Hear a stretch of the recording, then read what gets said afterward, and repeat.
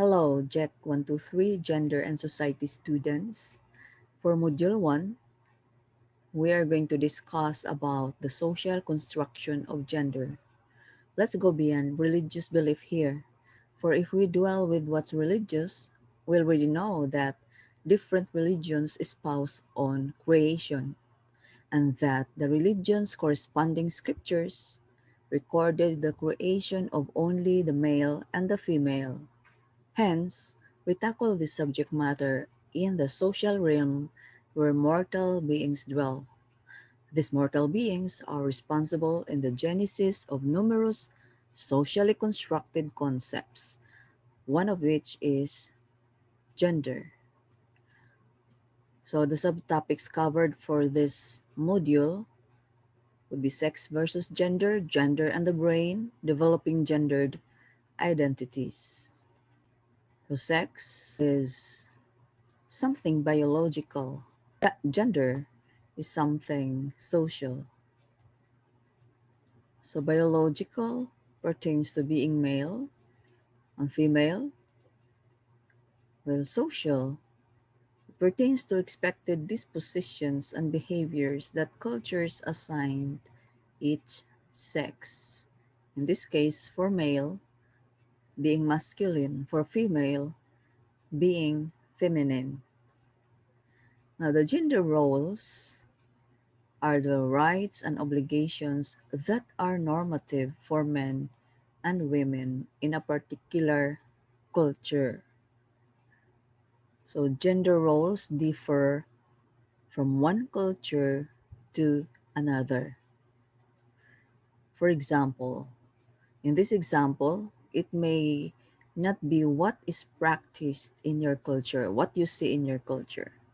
For the Wodaabe people in West Africa, they are nomadic people. Boys carry mirrors with them from the time they can walk. Boys herd cows, but fix their hair, put on jewelry and makeup. They put on lipstick, actually. They put on eyebrow pencil. No, girls pay less attention to their appearance. As you can see, these are opposite to what our society have. Gender and the brain. So brain size and brain structure, particularly the hypothalamus. So the brain size, it was found out that there was no difference between the brain sizes of the males and of the females. As to the brain structure, there you can find language in the brain hemispheres. There's the left and there's the right hemisphere. And then the hormones, androgen. It has been demonstrated with regards to language that men and women use different mental strategies in attempting to perform various spatial tasks. Men often use visualization of the entire pattern or geography, whereas women appear to use verbal labels and landmark more frequently. You can better understand what are those concepts we have discussed about with how this particular speaker discussed the differences of the male and the female brain. This is Mark Gunger. We're going to start discussing men's brains, women's brains, and how they're very different from each other. Now, I want to start with men's brains. All right. Now, men's brains are very unique. Men's brains are made up of little boxes. And we have a box for everything. We've got a box for the car. We got a box for the money. We got a box for the job. We got a box for you. We got a box for the kids. We got a box for your mother somewhere in the basement. We got boxes everywhere. And the rule is the boxes don't touch.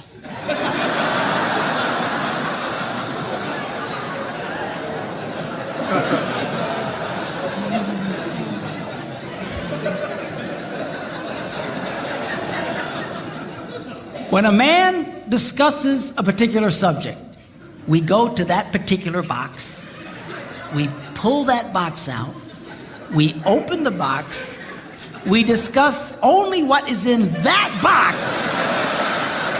All right?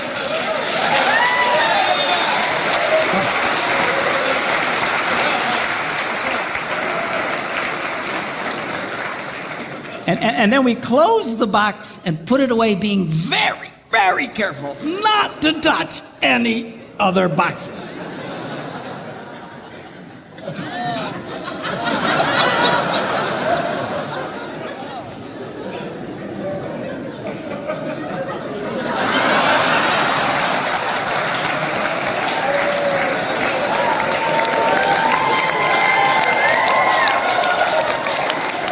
Now, women's brains are very, very different from men's brains. Women's brains are made up of a big ball of wire. And everything is connected to everything. The money's connected to the car is connected to your job, and your kids are connected to your mother, and everything's connected to everything. And it's like...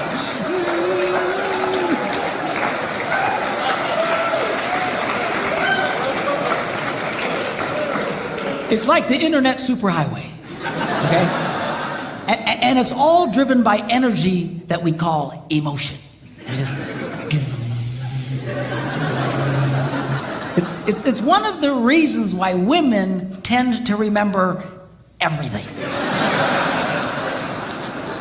Because if you take an event and you connect it to an emotion, it burns in your memory and you can remember it forever. The same thing happens for men. It just doesn't happen very often because, quite frankly, we don't care.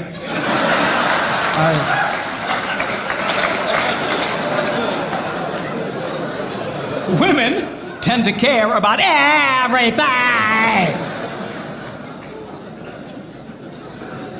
And she just loves it.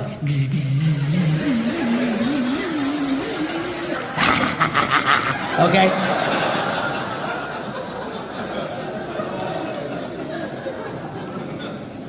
Now, men, we have a box in our brain that most women are not aware of.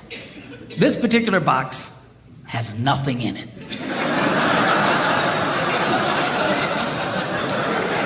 In fact, we call it the nothing box. And of all the boxes a man has in his brain, the nothing box is our favorite box.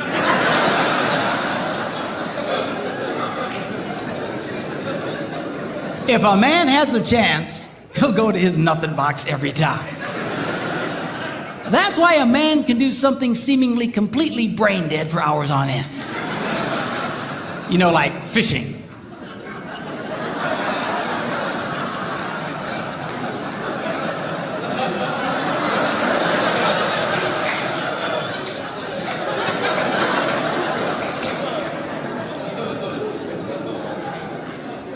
Now, they've actually measured this. The University of Pennsylvania a couple of years ago did a study and discovered that men have the ability to think about absolutely nothing and still breathe.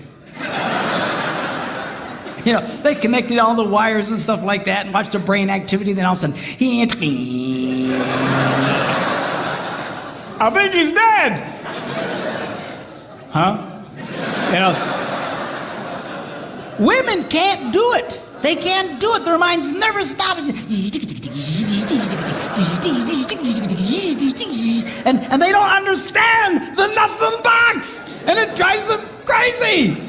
Because nothing drives a woman more crazy or makes her feel more irritated than to witness a man doing nothing.